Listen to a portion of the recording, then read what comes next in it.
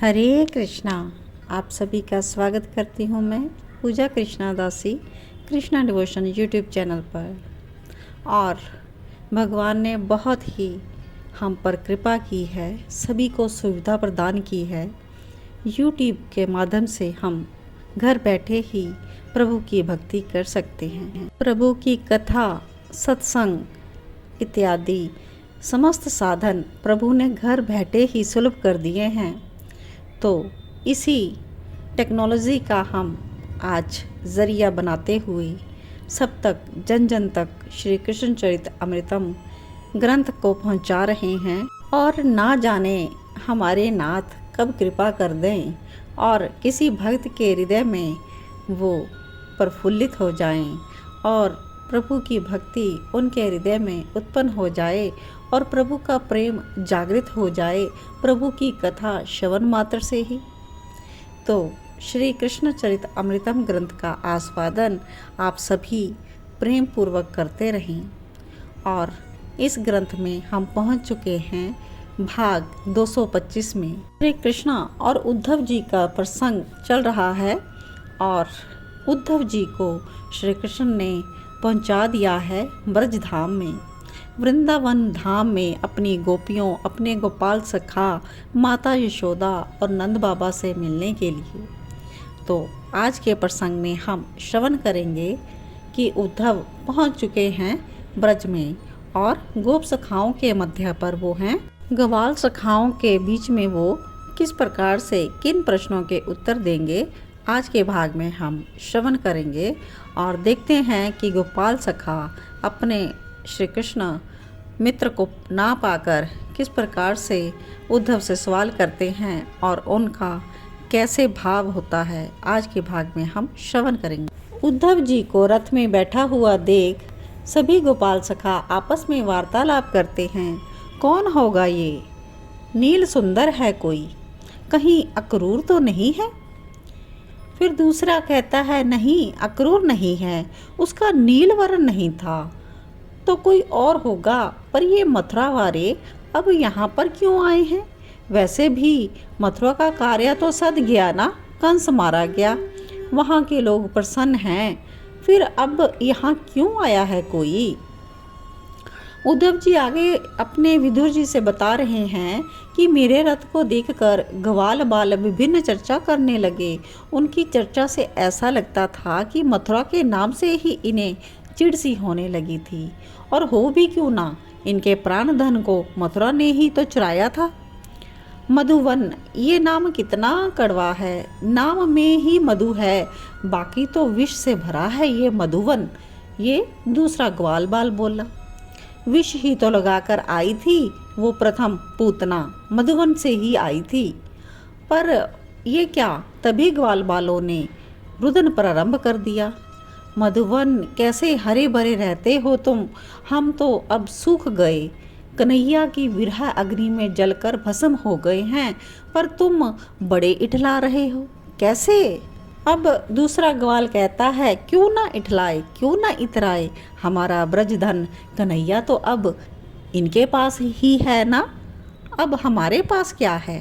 ग्वाल बाल कहते हैं अब हमारे पास क्या है? जिसके साथ बैठकर ताल में कंकड़ मारते थे, जिसके साथ खेलते थे, जिसके साथ माखन खाते थे, और दुर्भाग्य आज उसी की कहानी सुननी पड़ रही है। अब हमारे पास क्या है? कभी हम भी धनी थे, शाम धन जो हमारे पास था, मधुवन को हम भी अंगूठा दिखाते थे, पर आज क्यों हमें चिढ़ा रहा है ये मधुवन? हम खड़े खड़े झुलस गए, दावा नल ने ले लिया है। हाँ, तुम हरे भरे हो, हरे भरे।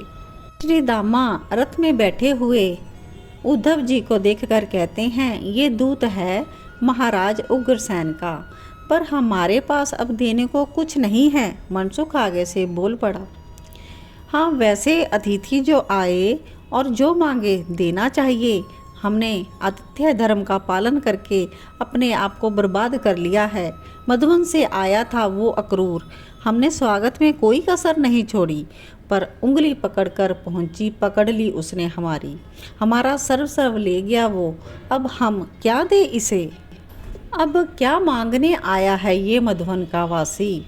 विदुर जी कहते हैं कि हे तात विदुर जी, उनकी विकलता देखने जैसी थी। वो श्री कृष्ण के बिना ऐसे तड़प रहे थे जैसे मछली जलबिन। तोक सखा हंस रहा था। विचलित करने वाला था वो दृश्य। श्री कृष्ण के सखाओं के आंसू बह रहे थे और बाहर से वो हंस भी रहे थे। कंस मर गया है ना। कंस को मारने के लिए हमारे कन्हैया को आकर ले गया था अक्रूर।